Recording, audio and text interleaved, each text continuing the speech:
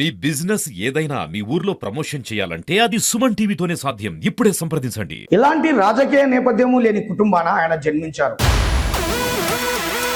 చిన్ననాటి నుంచి కూడాను తనలో నాయకత్వ లక్షణాలు మెండు. విద్యార్థుల సంక్షేమమే లక్ష్యంగా ఆయన విద్యార్థి సంఘ రాజకీయాల్లో అరంగేట్రం చేశారు. తనలోని పోరాట పటిమ, తన వాక్చాతుర్యంతో తాను యువజన నాయకుడిగా ఎదిగాడు. పార్టీ ప్రతిపక్షంలో ఉన్నప్పుడు తనపై ఎన్నెన్నో కేసులు, మరెన్నో వేధింపులు, మరెన్నో ప్రలోభాలు. అయినా తాను ఎవరికి వెరువను లేదు, ఎందుకు వెనుకంజ వేయను లేదు. పార్టీ పటిష్టత కావచ్చు, బలోపేతానికి కావచ్చు, తాను ప్రదర్శిస్తున్న తెగువ పార్టీ అధిష్టానాన్ని మెప్పించింది. ఫలితంగా ఎన్నెన్నో పదవులు తనను వరించాయి. ఆయన మరెవరో కాదు, జోగులాంబ గద్వాల జిల్లా BCC president Malicheti Rajiv Reddy.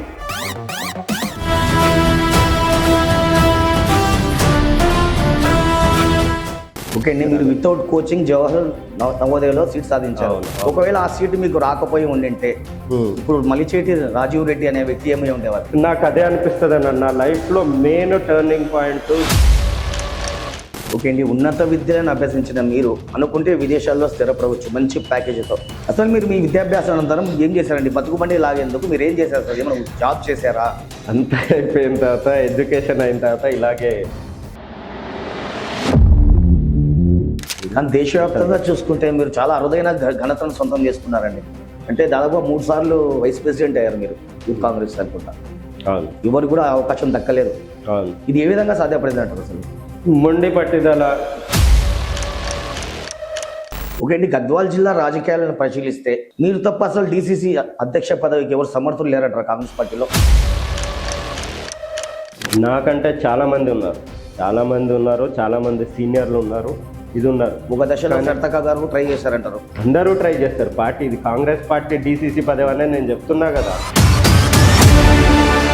Okay అండి, మీ ఆహార్యం కావచ్చు, మీ వేషధారణ కావచ్చు, లేకపోతే మీ బిహేవియర్ కావచ్చు, చిరునవ్వుతో పలకరిస్తున్నారు మీరు వచ్చిన వాళ్ళని. పార్టీకి ఆఫీస్ కావచ్చు, ఇక్కడ బయట కట్టుకున్న వాళ్ళు.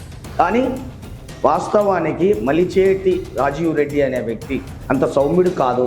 అప్పుడప్పుడు చాలా ఫెరోషియస్గా ఉంటారు, చాలా అగ్రెసివ్గా వ్యవహరిస్తుంటారు అనే ఒక విమర్శ ఉంది. వాస్తవం కాదట? 100% వాస్తవం.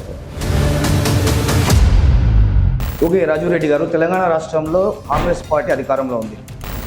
దట్టు సీఎం రేవంత్ రెడ్డి గారు మీకు అత్యంత సన్నిహితులు. ఈ సాన్నిహిత్యాన్ని అడ్డు పెట్టుకొని మీరు తరచుగా అధికారులను బెదిరిస్తుంటారు అనే ఒక ఆరోపణ ఉంది మీ పైన. దీనిపై మీరేమంటారు? అధికారులని బెదిరించడం కాదు సార్ అది. ఓకే రాజీవ్ రెడ్డి గారు, ప్రస్తుతం బీసీసీ అధ్యక్షుడిగా ఉన్న మిమ్మల్ని భవిష్యత్తులో పీసీసీ అధ్యక్షుడిగానో, లేకుంటే ఒక ఎమ్మెల్యేగానో, ఒక ఎంపీగానో చూసే అవకాశం ఉందంటారా? 100% ఉంది, 100% ఉంది. లాస్ట్ ఎలక్షన్స్లో ఎమ్మెల్యే టికెట్ ఎక్స్పెక్ట్ చేసి భంగపడ్డారు మీరు. అవును, ఇది వాస్తవం కాదంటారు? 100% వాస్తవం. లాస్ట్ వరకు ఫైట్లో ఉన్నాను, క్లియర్గా పేరు అనౌన్స్ అయ్యి అన్ని ఇదైనాయి. ఓకే అండి, దాదాపుగా 25-26 సంవత్సరాల చిన్న వయసులో మీరు రాజకీయాల్లో కాలు మోపి విశేష స్థాయిలో రాణిస్తున్న పరిస్థితి. ఇలాంటి నేపథ్యంలో ప్రజెంట్ యూత్కి మీరు ఇచ్చే సందేశం ఏంటండి అసలు? ఏం లేదు, ఒకటే చెప్తా యూత్కి.